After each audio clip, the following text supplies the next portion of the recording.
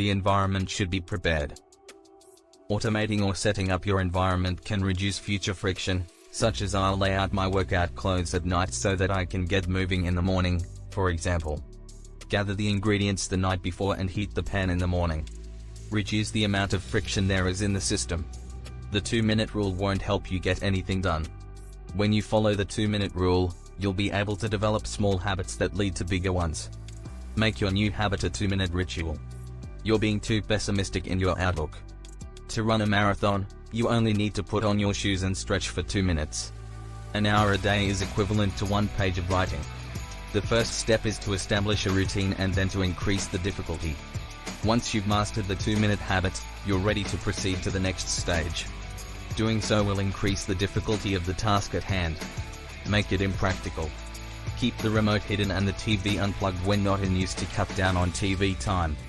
Leave your credit cards in the car if you're prone to impulse purchases. Make it less likely that you'll fall back into your bad habits. Fourth rule, be satisfied. The first and most important rule of behavior change. It's nice, says the brain when experiencing pleasure. Your brain remembers and repeats a behavior when you're in a good mood. Repetition of actions that yield immediate results. Avoiding anything that will be punished immediately. Less than 1-3 habits make it easier for you to stick to the habit this time around. The last law increases the likelihood of a habit repeating itself.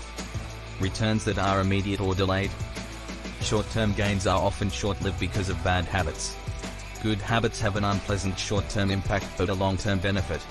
Success necessitates sacrificing short-term gain for long-term gain. Reward long-standing habits with immediate gratification and punish ineffective ones. Quote of the day quote. If you want to form a habit, you need to feel successful, even if it's just in small ways. Success is a sign that your hard work has been rewarded. Paper clips, hairpins, or marbles can be used to keep track of your progress. Little victories have a big impact. Today, for each sales call, move a marble from the 1 jar to the full one. Every 25 minutes for paperclip. Progress bars for downloads and page numbers for books are all examples of visual measurements. You can monitor your progress by using a habit tracker. Tracking habits can be as simple as utilizing a habit tracker. Fixing bad habits as quickly as possible. Despite your best efforts, you will be interrupted by life. Everyone has bad days, performances, and workouts. You don't appreciate showing up when you're having a bad day. Lost days are more painful than those that go by quickly. Consistency is the key to success. It's a bad habit to be late twice. 10 sit-ups are better than none on a bad day. Make your bad habits unappealing. Everything changes when you meet a partner. Pain has the effect of lowering one's inhibitions. Having a partner to hold you accountable can help you stick to your healthy routines. Avoiding punishment is preferable to being disliked and regarded favorably. Every time I fail to show up for a workout, I owe you $10 on top of the lost respect. Consequences that can be seen right away have a greater impact on behavior. Making habits stick. You can create a habit contract in the same way that governments use laws to hold citizens accountable for their actions. It's possible to make a habit contract that specifies what happens if you don't follow through on a commitment to a particular habit, either verbally or in writing. The contract can be enforced by accountability partners. Reading a book is one thing, but applying what you've learned is quite another. Let me show you how this video will help you to build systems around your habits in a visual way. You may have a different or better way of approaching the subject matter, or you may have missed or overlooked important points. Let me know in the comments section. I aspired to have more regular routines for working out and reading. For the sake of my sanity, I decided to stop using social media.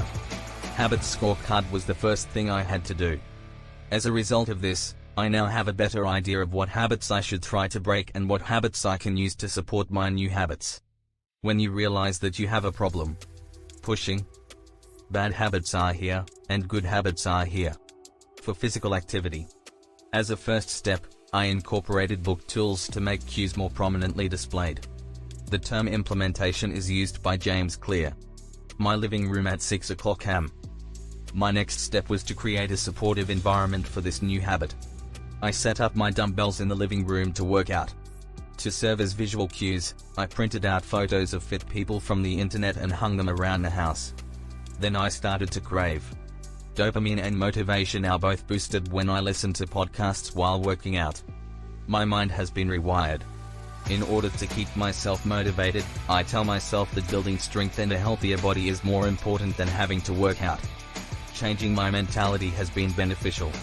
It would be ideal if I could find a workout group or join a gym, but none are open where I live, so I'm on my own for the time being. Then it's all good. The 2-minute rule is a good way to make sure you don't jump right into a new habit. Achieving my goal should be straightforward. It was my 2-minute rule to put on my workout clothes and begin stretching. I'm fine if I just show up. Once you arrive, you'll be inspired to work out. Motivation, strangely enough, appears to follow performance. Small 1% changes add up to significant results, and my systems, not vague goals, will get me there. My primary goal at the moment is to simply show up and make this a habit. Once you've established a track record of reliability, it's time to move on. When I work out, I don't look at my phone to reduce distractions. I'll never complete my workout if I'm distracted by emails or social media. When the environment was primed, everything changed. Put your workout gear out the night before to increase your attendance. As soon as I put these things out the night before, I'm in the mood to work out and have no reason not to. As a result, I'll be there with those 3 phases of the loop. The final phase of the loop remained. For a pattern of behavior. To complete the cycle, I rely on both. It's my reward, and it prevents me from breaking the chain, to cross the day off the calendar. To cheer myself up, I send my partner a picture of the number of calories I've burned. After each workout, I tell myself, I want to become the kind of person who loves fitness and never misses a workout. This helps me establish a positive mental attitude toward working out. Focusing on outcomes like I want to lose 10 kilograms by this date doesn't work for me. In the valley of disappointment, I remind myself to be patient and wait for results. That's how I get my body moving in the morning. When it came to reading, I made a few adjustments. I had a lot of bad habits stacked up. After I make coffee, I'll read for 90 minutes. My reading was aided by a cup of coffee. It was on my balcony where I enforced my one space, one use adage. An important ritual for me is having coffee in the morning. This was an excellent strategy for introducing the habit to a larger audience. Dopamine is released before, not after, receiving a reward. I wanted the dopamine rush that comes from a cup of coffee to be linked to the enjoyment of books. My 2-minute read was Ryan Holiday's The Daily Stoic. When I first started, all I cared about was showing up and creating a routine. I gradually increased my time until I reached the 90-minute mark. I've developed a bad habit. I deleted a lot of apps from my phone in order to cover up my addiction. In order to show the negative effects of social media addiction, I use reprogramming. For the majority, it's easier to sit back and consume than to put in the effort necessary to produce something worthwhile. What kind of person are you? The feeds of losers are random. So, make it unappealing to continue your bad habit. I appreciate you watching and don't forget to subscribe.